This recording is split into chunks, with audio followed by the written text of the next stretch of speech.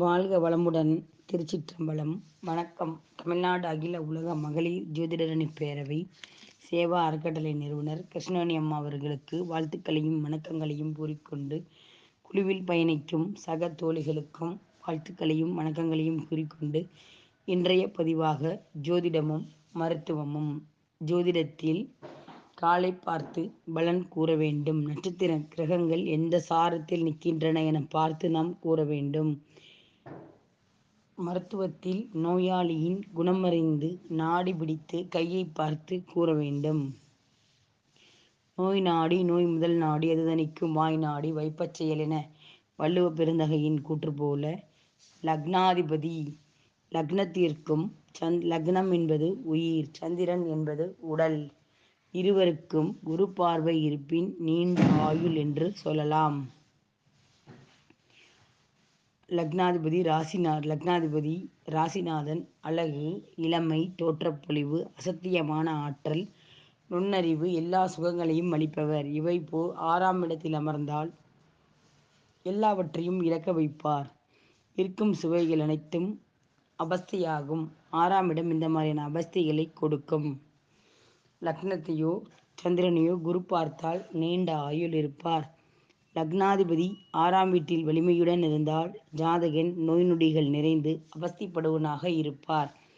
லக்னாதிபதியின் தசை புத்தி காலங்களில் கடன் மற்றும் நோய்களுக்கு தீர்வு கிடைக்கும். லக்னாதிபதி 6ஆம் வீட்டில் இருந்தால் உடல் நோயுடையதாக இருக்கும். அடிக்கடி மருத்துவ செலவுகள் வைக்கும். லக்னாதிபதி 8ஆம் வீட்டில் இருந்தால் ஆயுள் நிறைந்தவராக இருப்பார். ஒரு சிலருக்கு பரம்பரை நோயாக உடல் நோய் இருக்கும்.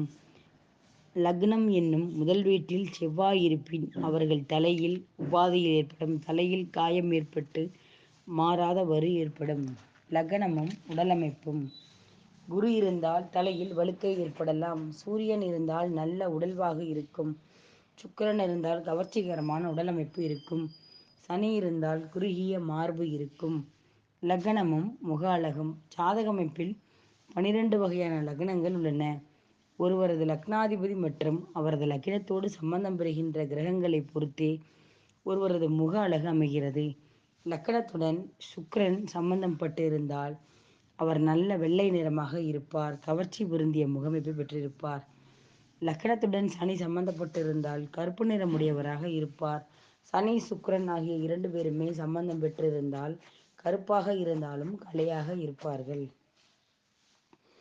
லக்னத்துடன் புதன் சம்பந்தப்பட்டு இருந்தால் அறிவுகளை உடைய முகமாக இருக்கும். லக்னத்துடன் சூரியன் சம்பந்தப்பட்டு இருந்தால் நல்ல தேஜஸ், ஆளுமை திறனும் கம்பீரமான முகத்தோற்றமுடன் இருப்பார். லக்னத்துடன் சந்திரன் சம்பந்தப்பட்டிருந்தால் குளிர்ச்சியான முகமமைய பெற்று வசீகரத்தன்மை இருக்கும். லக்னத்துடன் குரு சம்பந்தப்பட்டிருந்தால் முகமுடையவர்கள் ஆண்கள் மற்றும் மாசு மறுவற்ற குடும்பப்பாங்கான அழகுடைய பெண்களாக திகழ்வார்கள். லக்னத்துடன் செவ்வாய் சம்பந்தப்பட்டிருந்தால் நல்ல சிவப்பான நிறமுடையவர்களாக, கண்டிப்பு நிறைந்த பார்வையுடையவர்களாக இருப்பார்கள். லக்னத்துடன் ராகு சம்பந்தப்பட்டிருந்தால் ஒழுங்கற்ற பல்வரிசை, பெரிய மூக்கு என்னும் ஏதோ ஒரு குறையான முகமைப்பை பெற்றிருப்பார்கள். லக்னத்துடன் கேது சம்பந்தப்பட்டிருந்தால் ஒரு துறவி போன்று எளிமையான முகமைப்பை பெற்றிருப்பார்கள். இது 1ஆம் பாவகத்தை குறிக்கும். 2ஆம் பாவகத்தில் முகம், கண்கள், பற்கள், தொண்டை, மூக்கு, குரலின் தன்மை இவற்றை இளமை காலத்தில் ஏற்படுத்தும் நோய்களும் அவற்றால் ஏற்படும் பாதிப்புகளை கூறலாம். 2ஆம் வீட்டில் பாவகிரகங்கள் இருந்தால் கண்ணில் கோளாறு. பாவகிரகங்கள் என்றால் வளர்த்தேய்பிறை சந்திரன், ராகு, கேது, மாந்தி, சூரியன், சனி, புதன் இவர்களை எடுத்துக்கொள்ளலாம். இவர்கள் இருந்தால் பாதகாதிபதியுடன் சேர்ந்திருந்தாலும் கண் பார்வையில் கோளாறு காணப்படும். ஒருவருடைய ஜாதகத்தில் 2ஆம் வீட்டதிபதி 6, 8, 12 மறைந்து காணப்பட்டாலோ, பகை நீசம் பெற்று காணப்பட்டாலோ கண்களில் குறைபாடுகள் தோன்றும் ஏற்பட்டபடி இருக்கும். அது மட்டுமில்லாமல் அசுப கிரகங்கள் 6, 8, 12ஆம் வீடுகளில் இரண்டாம் வீடுகளில் இருந்தால் கண்களில் கோளாறு குறைகள் இருக்கும். இரண்டாம் வீட்டுக்காரன் சுக்கிரனாகி அவன் லக்னாதிபதியுடன் கூடி 3ல் இருந்தால் ஜாதகனுக்கு கண் நோய் உண்டாகும். இரண்டாம் வீட்டு அதிபதி புதனுடன் கூறி 6ஆம் இடத்தில் வலுவாக அமர்ந்தால் ஜாதகன் ஊமையாக இருப்பார். இரண்டாம் அதிபதியுடன் புதனும் கூடி 8ல் அல்லது 12லோ இருந்தாலும் ஜாதகன் ஊமையாகி விடுவான். 3ஆம் பாவகம் காதுகள், கழுத்து, தோள்பட்டை, கைகள், மூச்சுக்குழாய், அதில் ஏற்படும் அலர்ஜி, குரல் வளை அழற்றி போற்றி, எதிர்ப்பு சக்தி பெறும், நோயை தாங்கும் தைரியம், உடலில் ஏற்படும் சக்தி, இரத்தத்தின் தன்மை முதலியவைகளை உணவுக்குழாய், மூச்சுக்குழாய், நரம்பு மண்டலம், தொண்டை, காது சம்பந்தப்பட்ட நோய்கள் வரும். உடல் உறுப்புகளில் காது, கை, தொண்டை, தோள்பட்டை ஆகியவை குறிப்பிடும் இடம் 3ஆம் பாவகம். 3ஆம் வீட்டில் பாவ கிரகங்கள் இருந்தால் மேற்கண்ட உறுப்புகளில் ஏதாவது தொந்தரவுகள் இருக்கும். 3வது வீட்டு கிரகம் 1வது வீடான லக்னத்தில் இருந்தால் உடல் பலபோகத்துடன் இருக்கும். 3ஆம் வீட்டு அதிபதி 2ஆம் வீட்டில் இருந்தால் லொக்கு பார்ட்டியாக இருப்பார். ஆரோக்கியம் குறைந்தவன், உடலில் வியாதி உடையவனாக இருப்பான். சிலர் வயதான காலத்தில் மருந்து மாத்திரைகளே உயிர் வாழ்வார்கள்.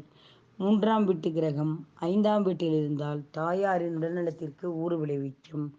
3ஆம் வீட்டு அதிபதி 6ஆம் வீட்டில் இருந்தால் ஜாதகனின் ஆரோக்கியம் அடிக்கடி பாதிக்கப்படும். வியாதிகள் வந்து கேள்வி கேட்டுக்கொண்டே போகும். வைத்திய செலவில் பணம் கரையும். 6ல் வந்து அமரும் 3ஆம் வீட்டு அதிபதி வலுவாக இருந்தால் மேலே சொன்ன தீய புலன்கள் குறைந்துவிடும். 3ஆம் வீட்டு அதிபதி 8ஆம் வீட்டில் இருந்தால் தேக ஆரோக்கியம் முழுமையாக இருக்காது. சிலர் உடல் குறைபாடுகளுடன் உள்ளவர்களாக இருப்பார்கள். உடலில் ஊனமும் ஏற்படும்.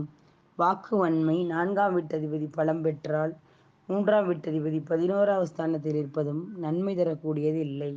தாயாரின் நலமும் தேக சுகமும் கெடும்.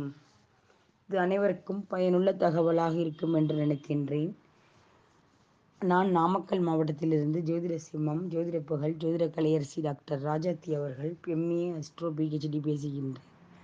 செல் நம்பர் தொடர்புக்கு 9790640171. வாழ்க பாரதம், வளர்க ஜோதிடக்கலை, நற்பவி உண்டாகட்டும்.